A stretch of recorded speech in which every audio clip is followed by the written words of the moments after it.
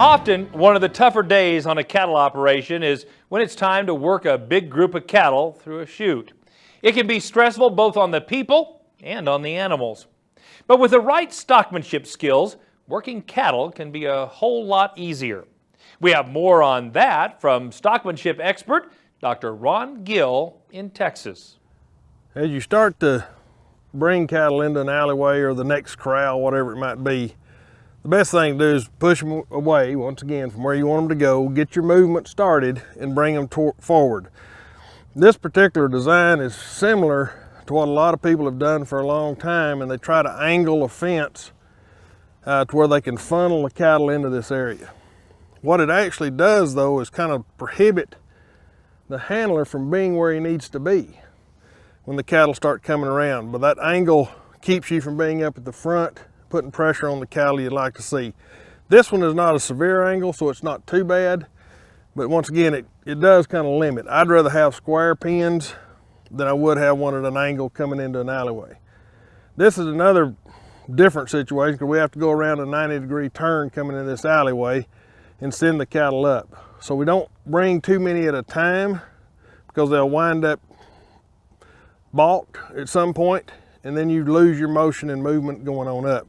So I try to fill the front section and then come in and fill behind them so we don't have too many cattle in the alleyway. So now I'm just going to go toward these heifers.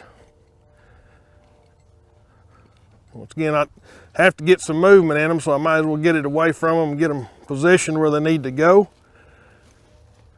Once I get some of them started around, and hopefully I can put enough pressure on them to go on in the alleyway. Once again, I'm just going to put pressure, step back, let some more flow. If I want to stop the amount I have in there at one time, then I can take this group on up. If you had enough people helping you, somebody could come behind you and fill the rest of the alleyway. And working an alleyway, you want to kind of work it like a dog or border collie might, go back and forth across if you're working by yourself. Once you get the cattle up here, they're then quiet and ready to go through the processing area. It's interesting when you do that. Look behind us, we have cattle actually filling into the alleyway behind us when nobody has asked them to come.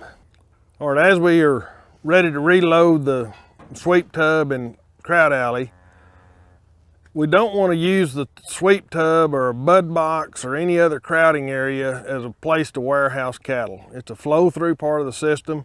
The sweep tub allows you to use the gate to go ahead and push some cattle around that don't want to flow through. But in this scenario, we're not going to put anything in there until we're ready for them to go into the chute or into the lead up to the chute. So now we're going to do the same thing we've been doing out in the pasture, in the corrals. I'm going to go from here to the cattle, push them away from them, get some motion and flow started in the cattle. So as I step to them, they're going to start moving away from me. I don't want to hit them with this gate, so I'm going to give them a little time to come out of that corner.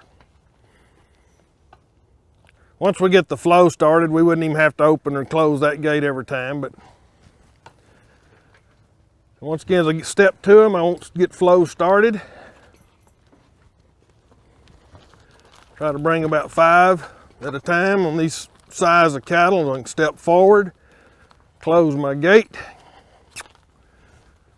As the cattle move forward, then I'm going to push this gate toward them. They'll start coming around. Put pressure on the cattle right here to get my flow started. Then I can bring the others to them. But we can do all that without any noise, any pressure, any hot shots, anything. We can get our flow started through our chute. I also noticed I didn't use the crowd gate or the sweep tub at all. All we did was use it to position the cattle to go in the lead up to the chute. A lot of times in systems with a sweep tub, we'll have cattle and we won't have a return box or something like that, so we'll just put cattle into the sweep tub. And if the person that's working the sweep tub gate stays back here behind them, he's actually drawing their attention away from the opening. The best way to do that is whoever puts the cattle in the sweep tub to close the gate and leave it, then let whoever's in front walk down the side and get some motion started in these cattle. This is very good representation. It takes a little more time to get cattle to flow out of one of these than it would if we actually set it up right and didn't use it to hold cattle as they come through. But even though it's a little slower, the cattle still float out of the tub when we use our body position. All right, we're ready for more cattle to come into the sweep tub. Then swing this gate away. Now, I'm not going to let the cattle just come in right now. I'm not set up really to do that, to get my flow like I like it to be. Step to them, let them come around. I'm going to let this one come with them. Once again, as we get them pushed to the other corner, then they'll be ready to set up and ready to come back around the gate. All right, once again, we want our cattle flowing through this system. We don't want to hold them in here, so I'll wait till they come to the back. Let them start working themselves out of that corner. Need to put pressure on the front to get my flow started. If I don't work on the front, these cattle won't start in this chute because it doesn't have the right angle. Once that happens, then I can bring more cattle. Now here I'm holding my position. You could do it with a gate, but why not do it with your body position? Once again, there's no stress on the cattle. All I have to do is back up, let the rest of them come in.